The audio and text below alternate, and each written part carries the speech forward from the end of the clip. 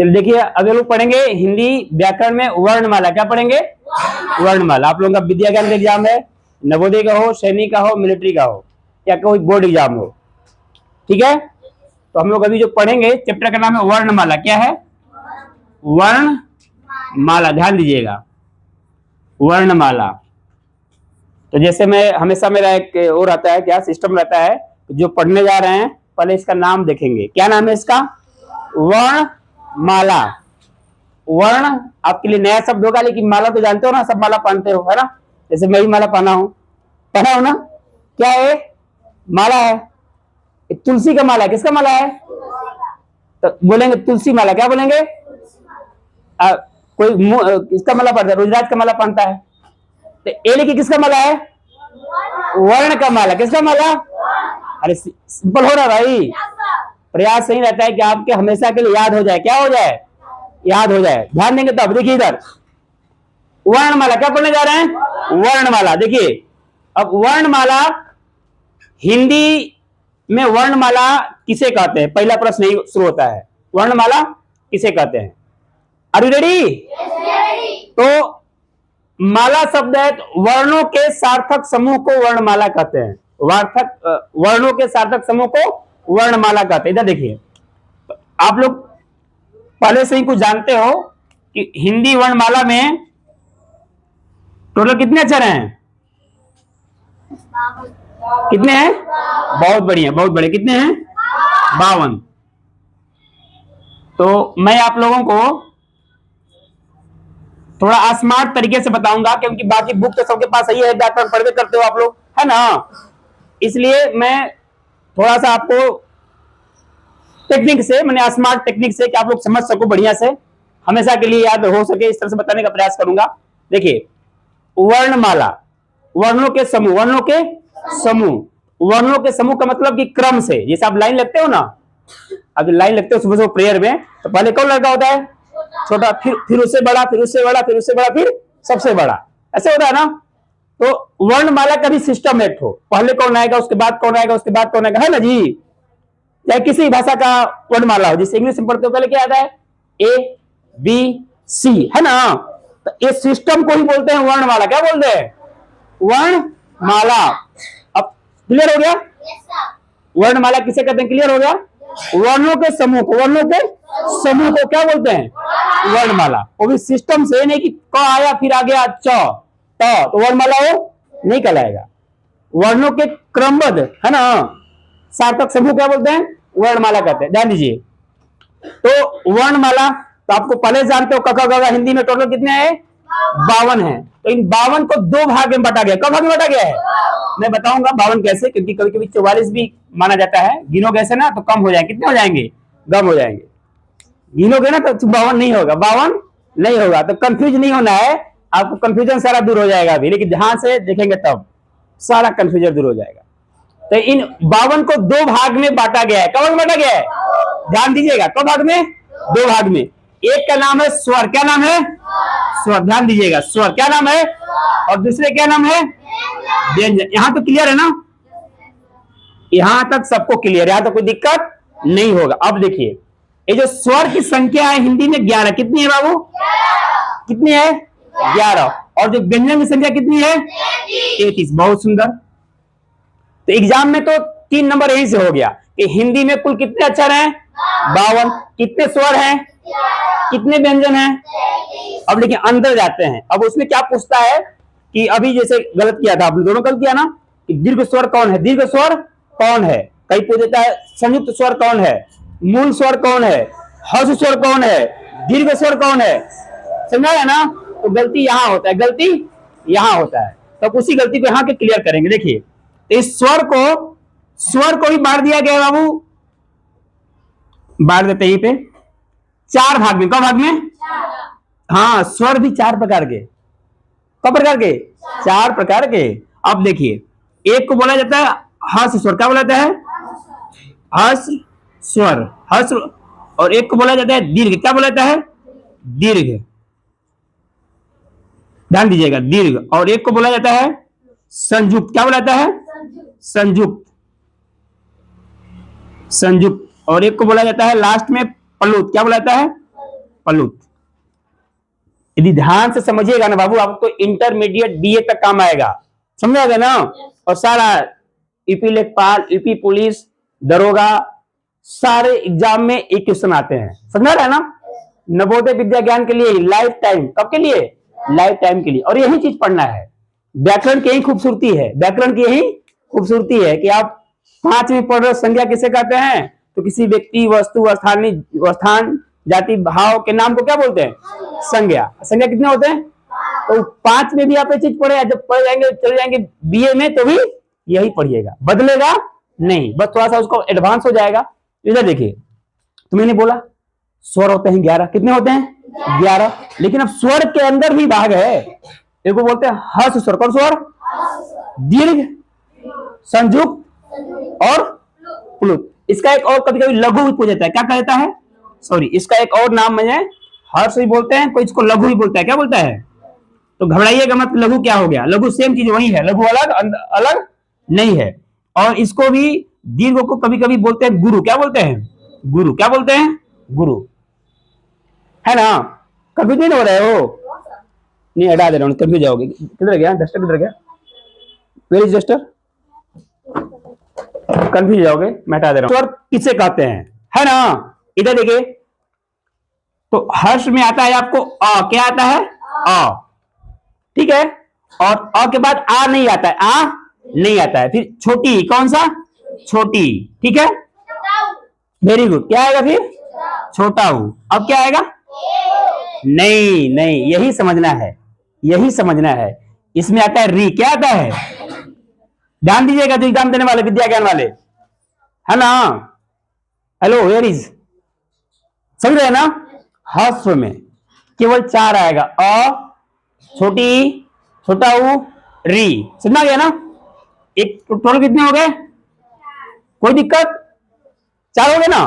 अब देखिए दीर्घ, क्या देखेंगे? दीर्घ। अब दीर्घ में क्या आता है? आप गेस करो क्या हो सकता है? Very good. क्या हो जाएगा? आ। और क्या हो जाएगा? Very good. और क्या हो जाएगा? बड़ा। अब क्या हो जाएगा? ए। नहीं, देखो इसमें कितना हो गया है? 3। कितना हो गया? 3। ध्यान दीजिएगा, एक मूल दीर्घ की बात हो रही है, मूल दीर्घ स्वर, है ना, मेन वाले। अब देखो आएंगे संयुक्त में, कहां जाएंगे? संयुक्त में। संयुक्त में क्या आएगा? कौन बता पाएगा? एनीबॉडी एल्स गेस करिए, क्या आ गया? अरे संयुक्त स्वर में क्या आएगा? Very good. क्या आएगा?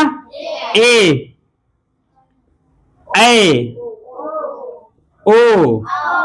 गिनिए कितना हो गया? कितना हो गया?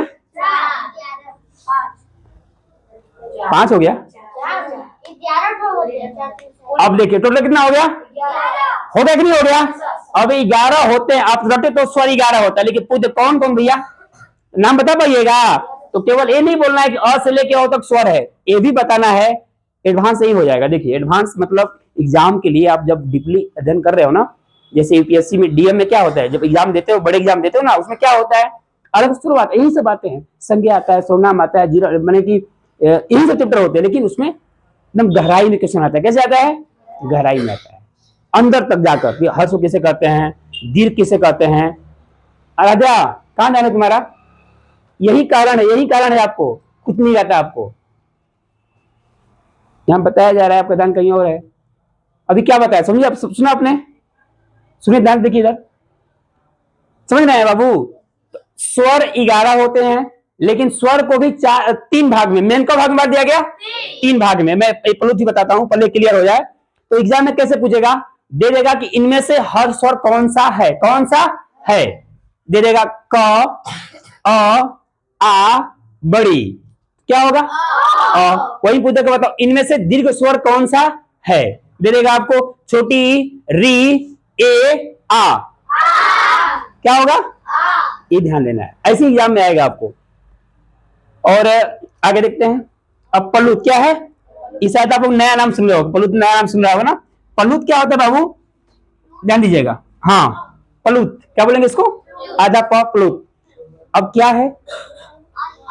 अब समझिए। नहीं नहीं नहीं, यही तो गड़बड़ है, यही समझना है आपको। अंग अह पलुत नहीं है। अंग को प्लुत स्वर नहीं बोलते हैं, ये सब स्वर है, ध्यान दीजिएगा। क्या लिख दूं क्या मैं, स्वर? समझ रहे हो ना बाबू, सब स्वर की बात हो रही है। हर्ष स्वर, दीर्घ स्वर, संयुक्त स्वर और प्लुत स्वर। ध्यान दीजिएगा इसमें क्या आता है। तो पहले इसका परिभाषा जान लीजिए। क्या जान लीजिए? परिभाषा। ये स्मार्ट लर्निंग है। कैसा लर्निंग है?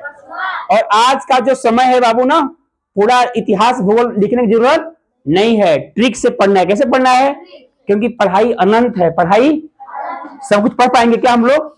संभव है क्या? नहीं संभव है। फिर क्या करें हम लोग? जो हमारे काम का है, जो हमारे काम का है, थोड़ा में हो और पूरा हो, थोड़ा में हो और पूरा हो, उसको हम याद कर लें, रट लें तो हमारा काम बन जाए, है ना जी। तो मेहनत करना है, लेकिन स्मार्ट मेहनत करना है। कैसे मेहनत करना है? स्मार्ट। ध्यान दीजिएगा, केवल मेहनत करने से काम बनने वाला नहीं है। बहुत लोग एक रात दिन पढ़ रहे हैं, लेकिन पता नहीं है क्या पढ़ना है, खूब फेयर कर रहे हैं, खूब रट रहे हैं, कोई फायदा नहीं है। तो हम बताया था, अब बताता भी हूँ, टॉपर्स वो नहीं होते हैं जो बहुत पढ़ते हैं, टॉपर्स वो होते हैं जिनको पता है कि एग्जाम में क्या आएगा, और वही पढ़ते हैं, वो ज्यादा नहीं पढ़ते।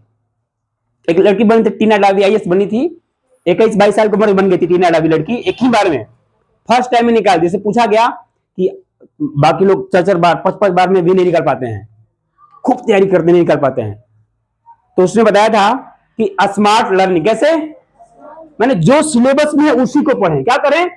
फालतू पढ़ने की जरूरत, यदि टाइम है, कैपेसिटी है तो पढ़िए, कोई गुनाह नहीं है, अधिक से अधिक पढ़िए, लेकिन जो मेन है उसको करने के बाद। समझ पा रहे हैं बाबू?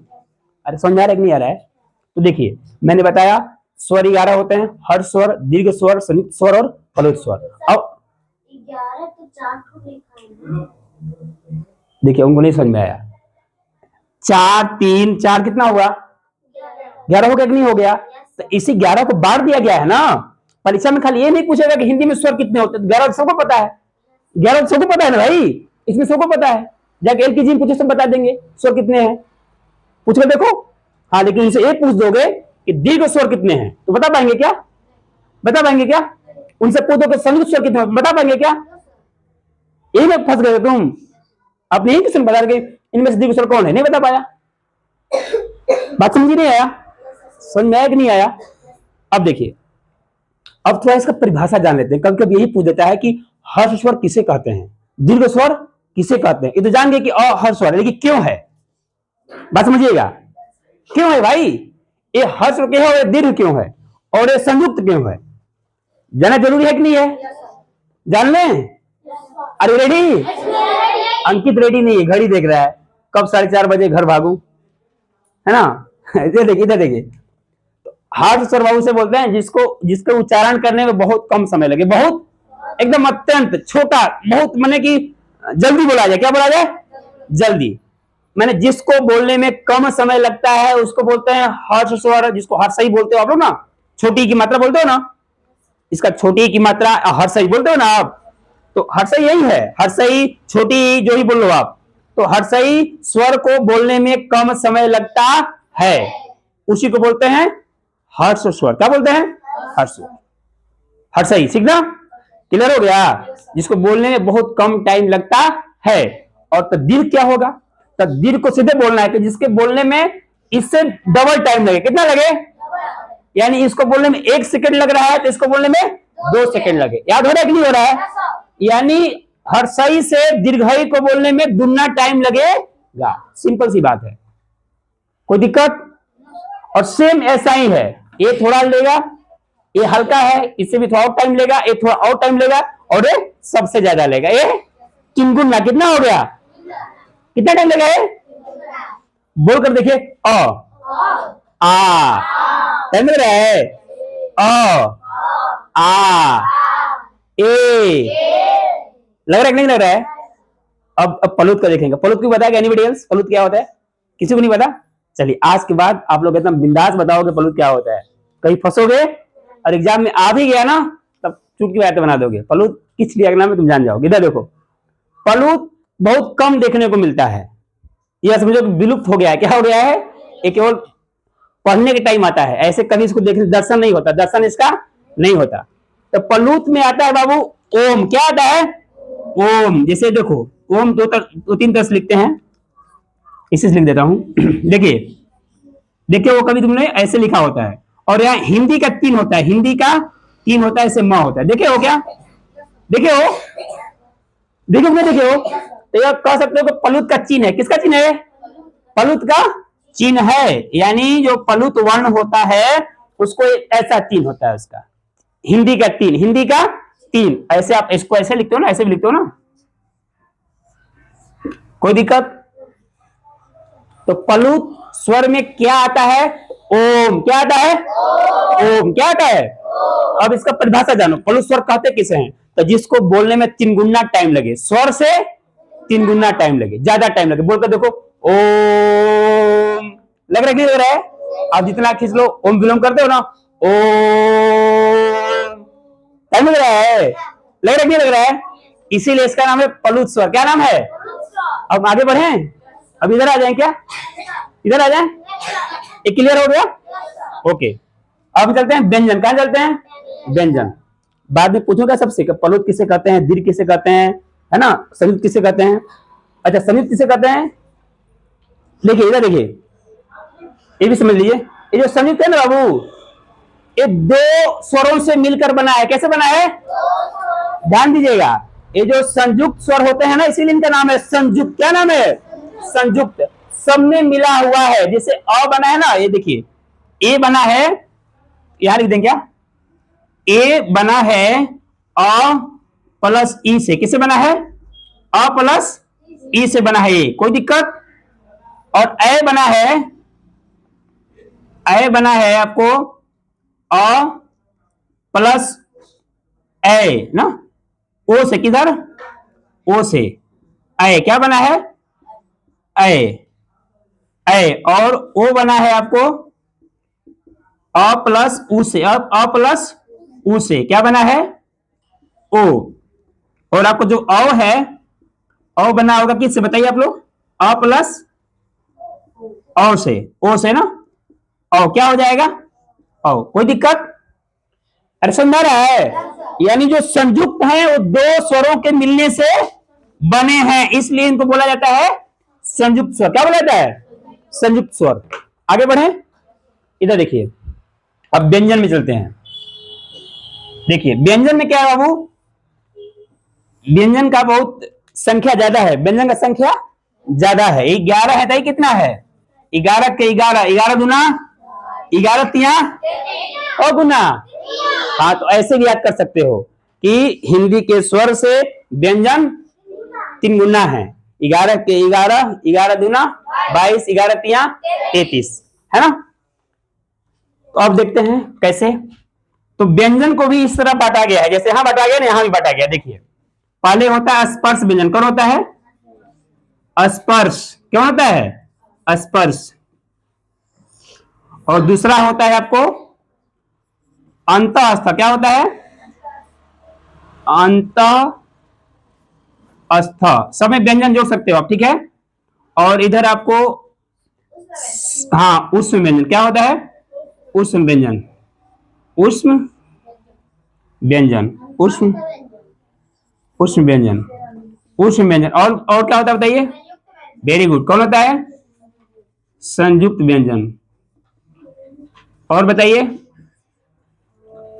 और बताइए, अच्छा इसमें कुछ छूट रहा है क्या, औ के बाद और आता है ना, अंग आता है ना, बिल्कुल कुछ पूछा ही नहीं मुझे, कहां गया वो, देखो इसमें इसको अलग रखा गया है, अंग अंग, और ध्यान दीजिएगा, ध्यान दीजिएगा, बहुत इंपोर्टेंट है, इधर सुनिए ना भाई, इसका नाम है अयोग वाह, क्या नाम है, इसको बोलते हैं अयोग, अयोग वाह, क्या बोलते हैं, अयोग वाह, कोई दिक्कत।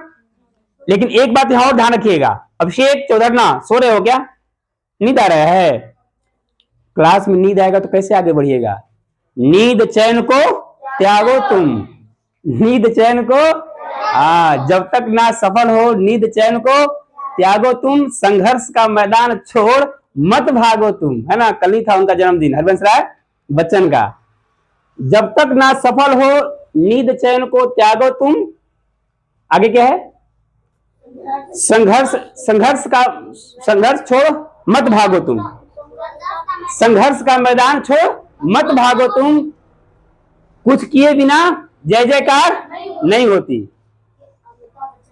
हाँ हाँ, कल उनका जन्मदिन था अमिताभ बच्चन का, वही सो रहा है, क्लास में सो रहा है।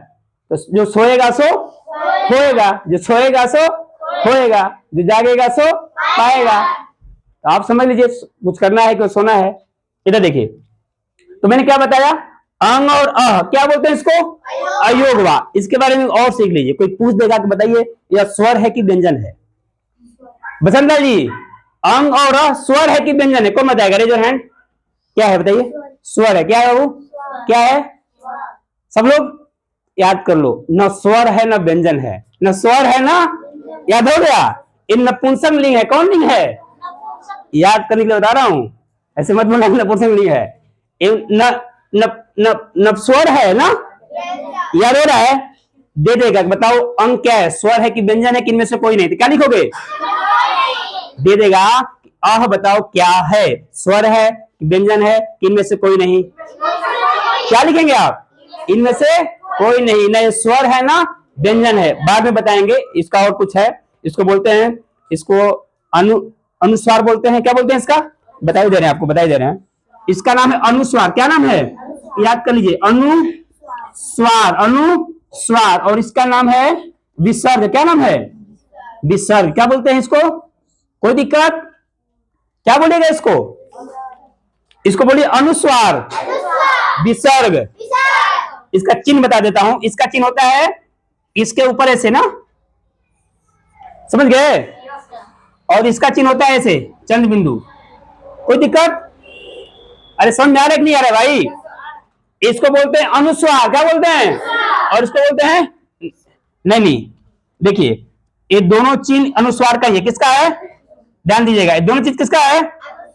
अनुस्वार। ऐसा भी होता है अनुस्वार, ध्यान दीजिएगा, चंद्र बिंदु वाला भी अनुस्वार ही है और ये वाला भी अनुस्वार ही है। और ये है जो ना, इसका ऐसे होता है, ऐसे होता है। पता है ना आपको? अरे पता है कि नहीं पता है भाई? इसका देखो कितना नाम बताया। इन दोनों को क्या बोलेंगे आप? और इसको क्या बोलिएगा? चिन्ह कैसा होगा? हाँ, और इसका भी एक और छूट बता दे रहे हैं आपको। हिंदी में मात्रा कितना होता है? हिंदी में मात्रा की संख्या कितना है? कौन बताएगा? Anybody else? और दूसरी बात बता दूं, ऐसा क्लास आपको कहीं नहीं मिलेगा भाई। देखो इसका, मैंने जैसे पढ़ा रहा हूं ना आपको, तो सोचिएगा किताब में खोज लें या कहीं यूट्यूब पर देख लें या किसी टीचर से पढ़ लें तो थोड़ा मुश्किल होगा। क्या होगा?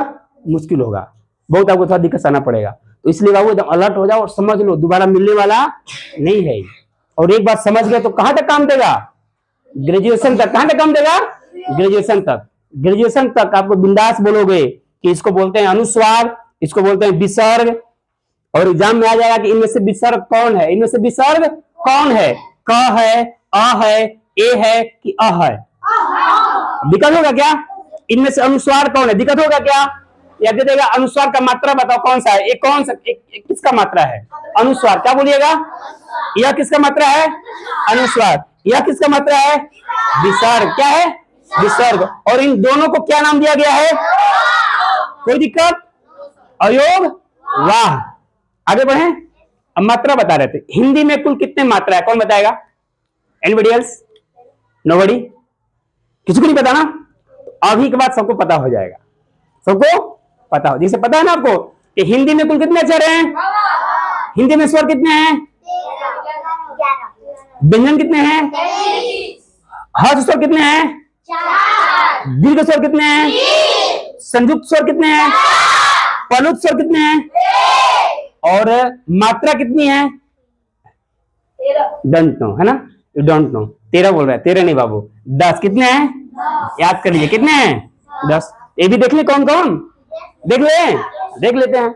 देखिए, इसका कोई मात्रा नहीं होता है, और का कोई मात्रा, इसका मात्रा होता है ना? इसका मात्रा होता है भैया ऐसे। कोई दिक्कत? 2 हुआ। और इसका भी होता है 3 हुआ कि नहीं हुआ? देखिए 3। इसका भी होता है 4, इसका भी होता है 5, इसका भी होता है 6, इसका होता है क्या? कैसे होता है? वेरी गुड, हो गया, होता है। इसका भी होता है, इसका भी होता है, कोई दिक्कत? इसका भी होता है। अब आप गिनिए कौन को हुआ, काउंट कीजिए। 1 2 3 4 5 6 7 8 9 10, हो गया 10। गिना लोगे? बहुत इतना तगड़ा क्लास है ना बाबू कि आप लोग ऑफलाइन पढ़ रहे हो, इसके लिए ऑनलाइन पे कर देना तो मैंने एकदम जबरदस्त है। और ये एग्जाम से रिलेटेड है, बहुत लोगों को पता नहीं है, पूछ कर देखना, पूछ लेना हिंदी में कितने मात्रा है, नहीं बता पाएंगे वो, समझा रहे ना? वो एमए क्यों ना किए हो, एमए क्यों ना किए हो, नहीं बता पाएंगे। और आज का जो कंपटीशन है ना, इतना टफ हो गया है, इतना टफ हो गया है कि केवल स्वर याद करने से काम चलने वाला नहीं है। इतना उटपटांग सवाल पूछ दे रहा है कि मात्रा कितनी होती है हिंदी में, है ना जी? कभी कोई ध्यान ही नहीं दिया। अनुस्वार किसे कहते हैं, विसर्ग किसे कहते हैं, किसी ने ध्यान दिया क्या? और आज तो लोग केवल इंग्लिश पढ़ रहे हैं, क्या पढ़ रहे हैं? हिंदी को तो देखना ही पसंद नहीं करते। हिंदी कोई पढ़ना चाह रहा है, संस्कृत कोई पढ़ना चाह रहा है, लेकिन हिंदी बाप है इंग्लिश का, क्या है? बाप है, बाप क्या है? बाप क्या है? देखो कैसे बाप नहीं, इंग्लिश में कौन अच्छा है टोटल? कितने हैं? और इसके बाप में कितना है? सीधे डबल, क्या है? डबल। इंग्लिश में स्वर कितने होते हैं? मात्र 5, कितने होते हैं? इसमें कितने हैं? सीधे 11, दुनिया से भी ज्यादा। और हिंदी में व्यंजन कितने होते हैं? इसमें कितने होते हैं? है कि नहीं है? अरे याद हो रहा है भाई, आगे बढ़े, मात्राएं क्लियर हो गया। अब बात में व्यंजन पे, कहां आते हैं? व्यंजन पे। सबको 100% समझ में आना चाहिए, तब मैं समझूंगा। इधर देखिए, अब स्पर्श व्यंजन, स्पर्श व्यंजन, अंतःस्थ व्यंजन, उष्म व्यंजन और संयुक्त व्यंजन, क्लियर हुआ? अब मैं समझते हैं क्या है। देखिए, आप लोग देखा होगा बाबू कि हम लोग शुरुआत करते हैं तो कहां से याद करते हैं? देखो, तो क, ये पूरा जितना है ना इसको बोलते हैं क वर्ग, क्या बोलते हैं? क वर्ग, मैंने क क्लास के लड़के, क क्लास के, समझो क्लास, क्या समझ लो? क जैसे तुम पढ़ते हो ना 5 में 6 में पढ़ते हो ना, तो समझो क क्लास, च क्लास, ट क्लास, त क्लास, प क्लास। तब कोई पूछ देगा कि बताओ, अब सबसे उधर ना खड़े हो जाओ, क क्लास में कितने बच्चे हैं? हाँ, अरे क वर्ग में क को आता है, क को आता है? अरे महाराज दिमाग लगाइए ना। क है, ख है, ग है, घ है, अंग है, कोई दिक्कत? अरे समझ गए? एग्जाम में आ जाएगा कि क वर्ग किसको बोलते हैं, किसको बोलते हैं? क को। क वर्ग में कुल कितने अक्षर हैं? कितने अक्षर हैं? 5। और छ वर्ग में कितने हैं? क्या बात है, छ वर्ग में तो छ वर्ग भी होता है क्या? 6, 1 2, और ट वर्ग में 5। और अब क्या आएगा? ट वर्ग में, और अब क्या आएगा? प वर्ग में। अब कितना हो गए? 5 इसका, 5 इसका, 5 इसका, 5 इसका, 5 इसका, कितना हो गए? 25। कोई दिक्कत? अब देखो, स्पर्श व्यंजन कितना हो गया बाबू? 5। टोटल बताओगे ना भाई? अरे दिक्कत हो रहा है क्या? तो एक क्वेश्चन आता है, ध्यान दीजिएगा विद्या ज्ञान वाले, ट्रिक बहुत सारा है। देखिए, इस बार ट्रिक कोई नहीं होगा, समझिए। ट्रिक उसी को बोलते हैं जिसको आप जल्दी समझ में आ जाए। देखिए इधर, स्पर्श व्यंजन कितने हैं? 25। आगे देखिए, अंतःस्थ, क्या देखेंगे अब? अंतःस्थ, अंतःस्थ में आते हैं य, र, ल और व, कोई दिक्कत? अंतःस्थ कितने हो गए? 4। कितने हो गए? 4। अब क्या देखें हम? उष्म व्यंजन। देखिए, उष्म भी, अब देखिए व के बाद क्या आता है? तलावी स, मूर्धन्य स, दयांती स, और क्या आता है? हाँ, नहीं, 6 नहीं, उसमें इतना ही आते हैं। अब हुआ ये 4। अब क्या रह गया? संयुक्त व्यंजन। क्या रह गया? तो क्या क्या आ गया इसमें? 6, त्र, अब कमे हुआ है, ये भी 4 होता है। स्र, वेरी गुड, कौन होता है? ध्यान दीजिएगा, कितना हो गया टोटल? माधो ध्यान दीजिए। अब इसी से प्रश्न आएगा, इससे बाहर क्वेश्चन आने वाला नहीं है। कैसे पूछेगा कि बताओ संयुक्त व्यंजन इनमें से कौन है, संयुक्त व्यंजन इनमें से कौन है। क दे देगा, च दे देगा, है ना, य दे देगा, स दे देगा, एक छ भी रहेगा उसमें। समझ आ गया नहीं आ गया? अरे समझ आ गया तो थोड़ा समझ लें इसके बारे में, क्या क्यों होता है, जैसे यहां समझे हम लोगों ने। समझ ले, टाइम भी है, हाँ टाइम है अभी। देखिए, look at the board, look at the board. देखिए स्पर्श व्यंजन इसको क्यों बोलते हैं, स्पर्श व्यंजन इसको क्यों बोलते हैं, ध्यान दीजिएगा। इसको स्पर्श व्यंजन